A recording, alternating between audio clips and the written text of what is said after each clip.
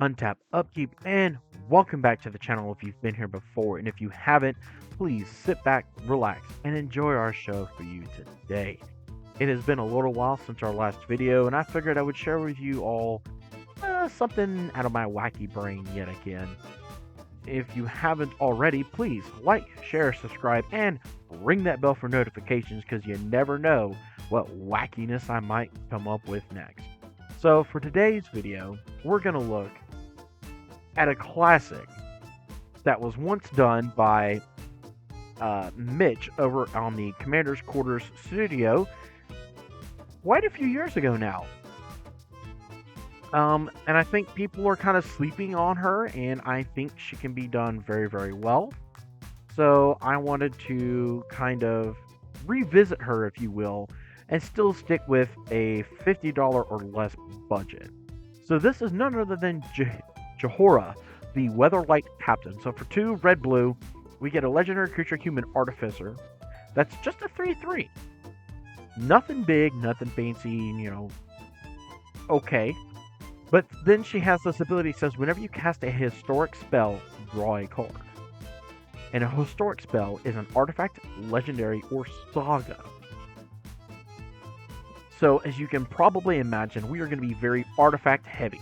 Now, you can take this one of 2 different directions, I believe, or even 3. You can go kind of spell slingy, storm build. You could do artifact heavy, which is kind of what this one is, to do like a artifact burn, if you will. And you can take it a step further than that and become as close to high power CEDH level as humanly possible with this particular build. I have some possible upgrades for the deck later in the video that can show you what a full power deck could look like if you wanted to go and switch gears potentially. But for this, we're going to stick with a $50 or less budget build just to kind of have some fun. Everything in here is relatively easy to get your hands on. Just about everything here is like $1 or less, minus the commander. There's a couple of things that might be a smidge over $1, but that I think that's okay because we're still $50 for a fairly well-rounded deck, I feel. So starting off, we have Saheeli, the Sublime Artificer. So for 1 and either is it, we get a Planeswalker with no plus abilities, but it comes into play with 5 loyalty. So this Saheeli says whenever you cast a non-creature spell, you're going to make a 1/1 colorless servo artifact creature token. And then you can -2 target artifact you control becomes a copy of another target artifact or creature you control. So on the turn, except it's an artifact in addition to its types. We don't really care too much about that bottom capability. It might come in handy later. I mean, we can start some shenanigans maybe. For the most part, we just care about we're getting bodies out here to kind of protect us from possible attacks that could come our way. And at 3 mana, she comes out right before our commander, so we can get kind of double value, if you will. We can get a body and we can draw a card. Or later in the game, if Jhoria's out, she also will allow us to draw a card, so it's not all bad. Moving forward, we're running pretty heavy on our creatures, honestly, but I think they're all very, very important. They all kind of do a little something special for the deck. And I just want to kind of touch base on them a little bit. So for our ramp package, first of all, we are going to run both the Iron Mirror and the Silver Mirror, as well as the Ornithopter of Paradise. All 3 of them are 2-drop creatures that allow us to ramp a little bit, and later in the game, potentially cast them for free, slash, draw cards, so it's not bad. The first thing we're going to talk about, other than our little ramp package there, is the Karushikation Mage. I have Otter Wizard, how about that? Sound good? Sound good. It has Offspring, so you can pay 2 more mana as you cast it to make a 1/1 token version of this. So, potentially, for just 2 mana, we get a 2/2 Otter that says whenever you cast a non-creature spell, it deals 1 damage to each opponent. That's fine. That's great. That means every time we cast one of our artifact spells, or even our instants of sorceries, we're able to just start chaining and let's go. Let's draw some cards. Let's dish out some pain to everybody. And if we happen to offspring it, then we're getting 2 of that, so we're dealing 2 damage to everybody, and we kind of really like that. Enthusiastic Mechanaut, I think, maybe. So for Izzet, we get a 2/2 Goblin Artificer that just has flying and artifact spells you cast cost 1 less to cast. Pretty simple. Next up, Firebrand Archer, same thing as the Otter. Whenever you cast a non-creature spell, it deals a damage to each opponent. So if we offspring the Otter and the Archers out, we're doing a minimum of 3 damage to everybody every time we drop an artifact. So we kind of like that. Foundry Inspector makes our artifact spells cost 1 less. Luring Fresh Raker. Love this card in this deck. I'm very surprised this card is so cheap still, because this thing is a banger in my opinion. So whenever you cast a colorless spell, make an 0/1 colorless Eldrazi spawn creature token, and you can sack it to add a mana. So that means every time we're starting to generate our artifact package and start turning through the deck, we're going to make more and more bodies, which means we can sacrifice those bodies because it is a sacrifice ability, not a tap ability, so we can do this at will. So we're able to just start piling damage on, and then this thing gets even better. So whenever another colorless creature enters the battlefield under your control, it deals a damage to each opponent. So that's 3 things and 1 offspring that are hitting everybody every single time we start playing our spells. Ladies and gentlemen, boys and girls, this is getting ridiculous. Can't you see? We're not even that far into the deck, and we're already starting to make everybody feel the pain. The Herald of Kozilek has no color, and colorless spells you cast cost 1 less to cast. Where to win over Ornithopter? The Paradise, there's OG Ornithopter. It came down drastically in price, so it's an auto-clued in this deck. 0 drop, bam, slam it down, deal some damage. Mirror Retriever, so if there's an artifact that has hit the bin and we want it back, such as, our Foundry Inspector, or even a card that we're going to get to later on, we can get it back. Laboratory Maniac is a nice backup win condition.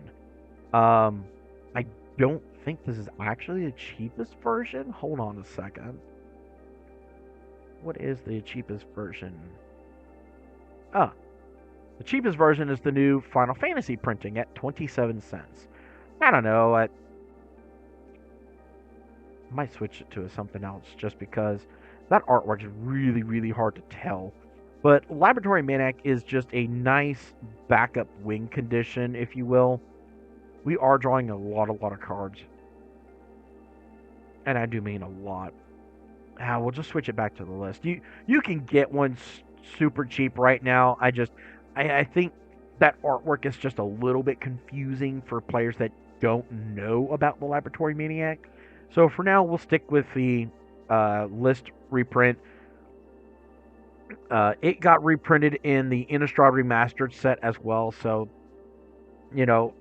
there's a very good chance that somebody has cracked one, because I believe it dropped down to like uncommon in that printing.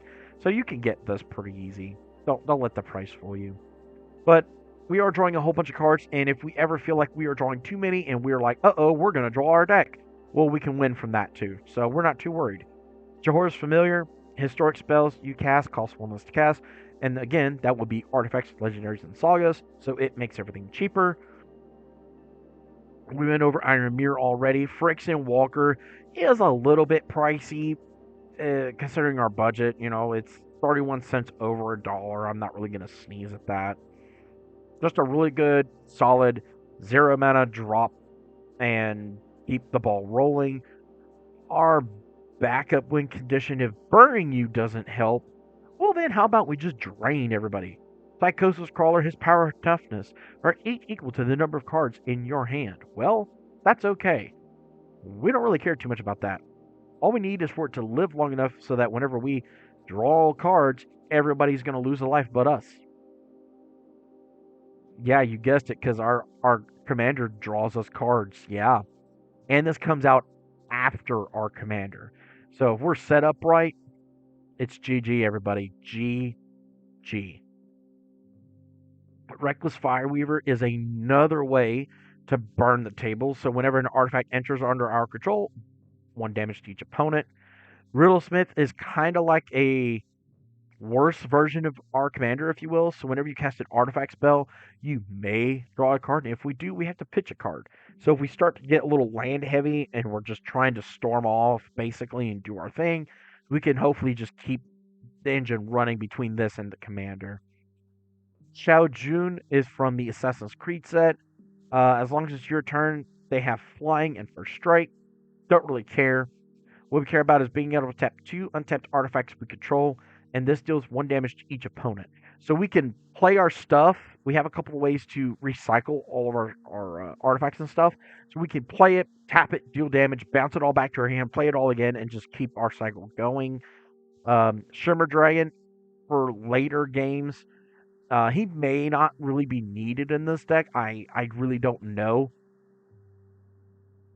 He has hexproof as long as you control 4 or more artifacts, and then you can tap 2 artifacts that you control to draw a card. So he's got his uses. Apologize for the yawn. So then we move on to the Sunshot Militia. We can only do this at sorcery speed, but we can tap 2 untapped artifacts and or creatures we control and ping everybody. So that means if we've been building up a big enough army with Saheeli, we're able to start using them because it doesn't matter if they have summoning sickness. The militia is not giving them this ability. You're tapping them for this guy's ability. So summoning sickness is completely irrelevant. You're able to just keep burning the table. We already went over Silvermere, and finally we have Shimmermere. So we can do this at instant speed because why not? Just I know it's just gonna be so much fun. We have one big wrath with Blasphemous Act. It's half of one, dozen of another. I don't know if this is actually the cheapest version, so let's see. Is this the cheapest version? It at $1.50 we can get a Blasphemous Act. Ladies, gentlemen, boys and girls, children of all ages, Blasphemous Act has been reprinted multiple times in multiple commander decks. Don't let this price tag fool you. I guarantee someone like myself has got like 8 or 10 of these things just sitting around, and they're like, dude, you need a blast act? I got you, fam. Here you go. Don't let that price fool you. It's the only sorcery we're running. Instant wise, we're very light on our instance package as well. You can adjust this based on your meta. You might feel like you need a little bit more interaction than what's actually here. So feel free to kind of make tweaks to this deck. But there's a reason I picked what I picked. So Aetherize is basically another board wipe. Anybody thinks that they're going to swing our way, we bounce it all back to their hand. Negate, offer you can't refuse, counter spell. They all counter things that we don't want to have happen, such as board wipes or, Cyclonic Rift. The bad things. Chaos Warp can deal with a problematic permanent that's in our way. Pongify can blow up whatever creature is in our way that we want gone. Filter Out is essentially a board wipe, if you will, because we return all non-creature, non-land permanents to their owner's hands. So if we feel like we're getting behind, we can always cast this, bounce everything back, and be like, so, where's your artifact ramp now? Hercule's Recall is essentially the same thing, but it really works for us. This is what we want. So for 2 mana, return all artifacts target player owns to his or her hand. We typically want this for us. We want to be able to bounce all of our stuff back. Why? Because we want to do it again. We're terrible people like that. We want to do it again. Rebuild, kind of the same thing. Return all artifacts to their owner's hands. We can do this at instant speed, which is really, really funny. So we can cast this, get our stuff back, and then on our turn, we could just start hammering the board again. I think it's hilarious. We also have Paradoxical Outcome. So for 4 mana, it's an instant that says return any number of target non-land, non-token permanents you control to their owner's hands. Draw a card for each card returned to your hand this way. With our um with our Psychosis Crawler out, this could just like instant speed win the game if we have enough mana to protect as well.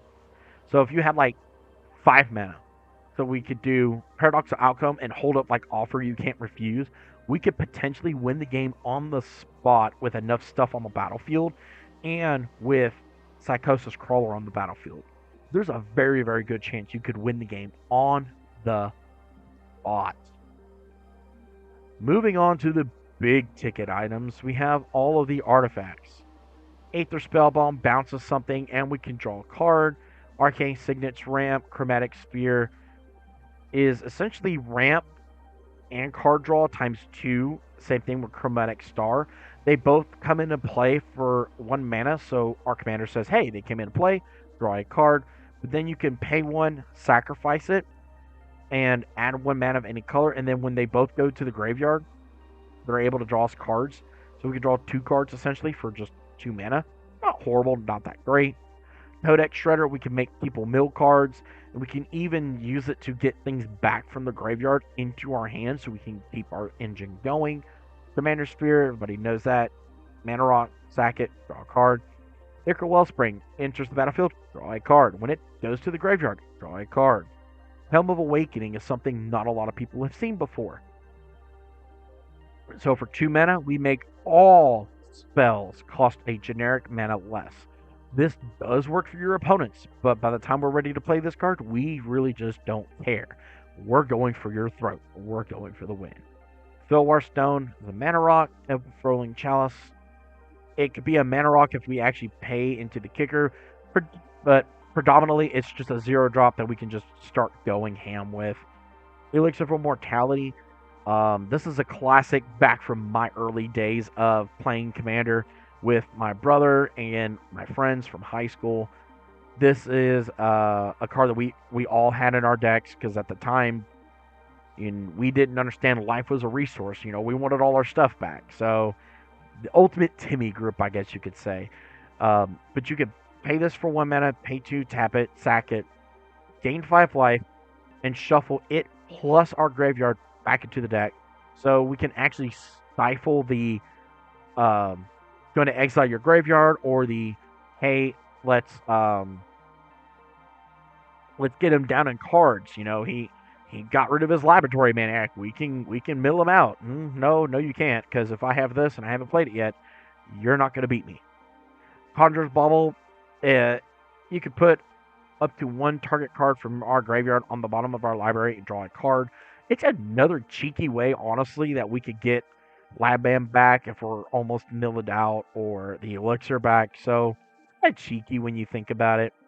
Izzet Signet, Liquid Metal Torque, Mind Stone, they're all mana rocks. Mishra's Bauble, it's just a 0-drop that we can look at a card and draw a card on somebody else's turn. Or even ours. Mystic Forge is probably one of the best cards in our deck. So for 4 mana, we get this artifact that says you may look at the top card of your library anytime. You may cast artifact spells and colorless spells from the top of your library. And for if there was ever a reason that we had a land there, we can tap this, pay a life, and exile the top card of our library and keep our train going. So if we looked and we're like, ugh, there's a land. We don't need a land. We're trying to win. We can turn this sideways, get rid of that land, yeet it to the exile zone, and then hopefully keep our train going. Prismatic Lens is another mana rock. Springleaf Drum essentially is really just a 1-drop that we can play and keep our train going. It can be a mana rock with the good setup. Spellbook, again, 0-drop, slam it down. We have no max hand size. I mean, that's just kind of funny.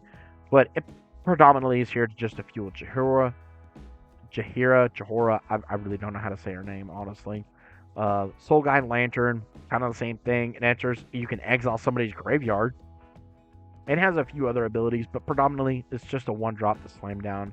Soul Ring, The Semblance Anvil is a little bit above budget, but I'm so happy it got such the reprint that it did, because it was a $5 to $10 card for a while. It had only seen one printing, if I'm not mistaken. This card's great in this deck. So whenever it enters the battlefield, exile a non-land card from our hand. Spells you cast that share a card type with the exile card cost 2 mana less. This means you can play this and exile, I don't know, Mind Stone. Let's say you got enough mana. You don't need more mana, so you exile Mind Stone. This makes everything that's an artifact, hello, we're running over 30 of them here, cost 2 less mana, so essentially everything in our deck that is an artifact is going to be virtually free. Pyrite Spellbomb can blow up something and draws a card. Excuse me, almost done. Swiftfoot Boots. Everybody knows what Boots does. Everybody knows what Talisman of Creativity does. Thought Vessel gives us no max hand size. Tormod's Crypt is great for, well, fighting people like me that enjoy to play with our graveyard. You can sack it and exile all cards from target player's graveyard. You could do this at instant speed, so somebody was like, haha, Rise of the Dark Realms, I'm getting everybody's creatures back, including my big beasties. Yeah, hey there, Trigger, I'm gonna need you to sit down and take a chill pill. Tormod's Crypt, let's exile everything, shall we? It's really funny if you have the Shimmermere out, because you can do that at instant speed and just watch the life leave their eyes when they're like, haha, you're like, haha, Shimmermere, haha, instant speed, Tormod's Crypt, haha. Graveyard's gone, sir. What were you hoping to get back? Because ain't none there. Oopsie daisy. I haven't done that to anybody yet, but I really want to, just to leave the impression that their soul has left their body and they're like, how am I ever going to financially recover from this? We also have Wayfarer's Bottle and finally a Welding Jar. This rounds out the artifact package and predominantly most of the deck. As you can tell, the curve on this deck is really low, and you could add like all the other really wonky like do nothing artifacts that just say they're probably 2 mana or less, so 2, 1, and 0. There's a bunch of them out there actually, so if you wanted to focus more on basically machine gun the whole table down, you could do it that way. I try to have a nice balance here, so you're not like all in on just machine gun the whole table. You're kind of like, we have some interaction, we've got some plays, because you could get stopped, and you know, then you're sad.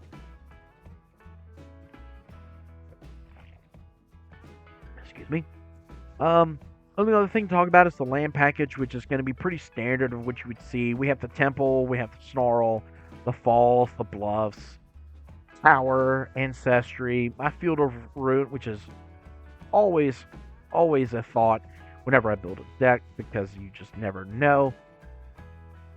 A new one that you can actually put into this, not really new, but like new compared to what my other videos are, there is the Spire of Industry. So it can normally just tap for a mana, but you can pay 1 life, add 1 mana of any color, activate only if you control an artifact. We are stupid artifact heavy, so yeah, we're gonna run it. Fiery Islet is within budget, so I threw it in here. It hurts us to get mana, but we can also sacrifice it to draw a card if we needed to. We also have the Reef, Exotic Orchard, Evolving Wilds, Terramorphic Expanse, a dozen island, and only 11 mountains. That pretty much rounds out our deck. I don't see a need to go up to 38 or so lands. I think 36 will do just fine. Our curve, like I've said, is really low. I mean, the average mana value of our deck is 1.34 with lands and 2.11 without lands. And the median mana value of our deck is 1 with lands and 2 without lands. So we're pretty well set up, I think. We're not like in danger of like not getting lands. I mean, 3 lands in hand plus, you know, some other gas. If we're able to get 1 more land, I mean, we're We're gonna go to town here. Oh, look, there it is. Let's say this was our opening hand of 8 cards. Play the Temple first, scry. You know what? We'll keep Field of Ruin on top because more land is never a bad thing, and we're off to the races. We are off to the races. What would another hand look like? So drum plus 2 land or welding jar, boots. I didn't want to play test that. Boogers. Oh well, that's a different hand. This hand's fire. Oh my goodness. So turn 1, drop a land. Turn 2, drop another land. Drop Thopter. Turn 3, drop Signet and probably Fireweaver. Well, no, probably the Herald. Next turn, we're dropping another land, so we got 6 mana in 4 turns. Not bad. And then we just start going ham. First thing I'm going to do is drop the Fireweaver, drop the Walker, draw a card, drop the Spell Bomb, draw a card, drop the Elixir, draw a card. Probably drop the Flesh Shrinker and the Prismatic Lens to draw a card. And we'll see what happens after that. We might have stalled a little bit here, but that's okay.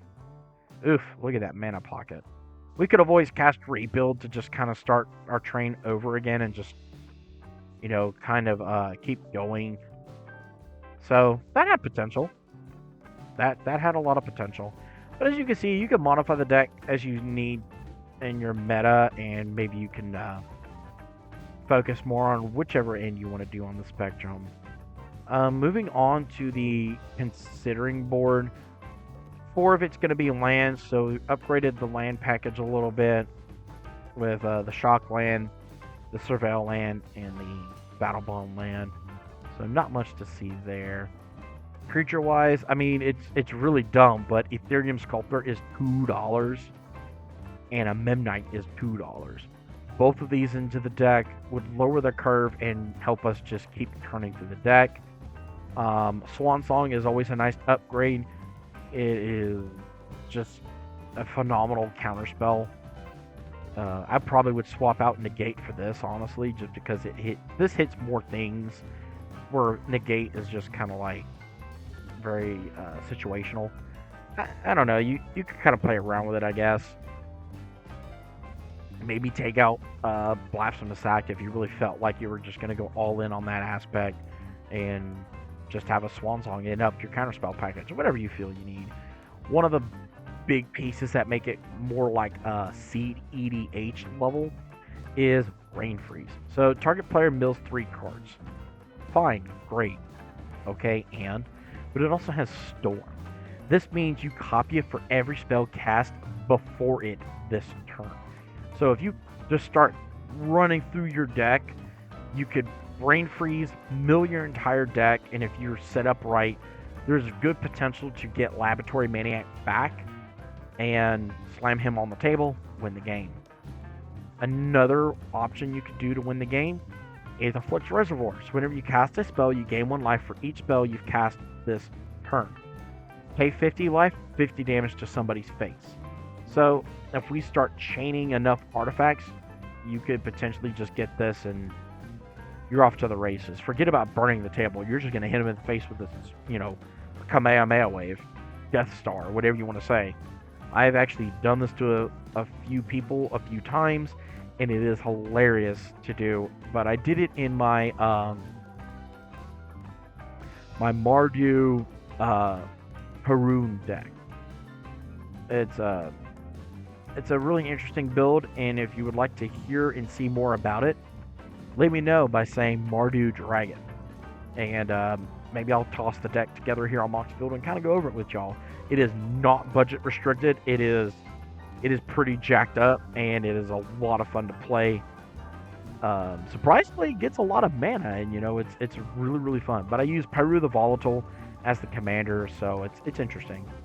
But if you would like to see that deck, if you wanted to hear more about that deck, Comet Mardu Dragon, and let's see what happens.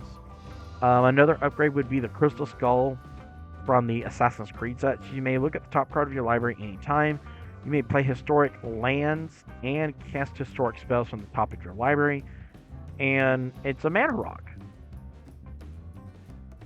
Not much else to say there. I mean, it's just a good card. Lotus Petal is always a slam dunk in any kind of deck like this. Sensei's Dividing Top, kind of the same thing.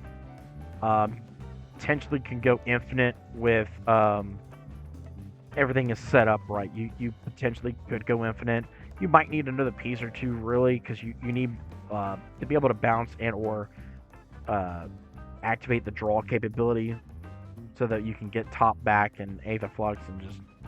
It's harder when you don't have Bolus's Citadel, but I think you could do it. Also, there's Urza's Bauble, so kind of the same thing as Mishra's. And that's pretty much Jhoria Cheerios, as it has been famously known. We're not full Cheerios. We have other things to interact with our opponents and hopefully keep ourselves alive long enough to just put on the gas pedal. Let's go. I don't know. Maybe you need to take out a couple of land. Maybe you are getting a little flooded, and maybe we need to streamline this. You could go full CEDH. You can get all the best mana rocks, take out some of the lands for the mana rocks, and you could just go to town with the deck at that point. You could add in like the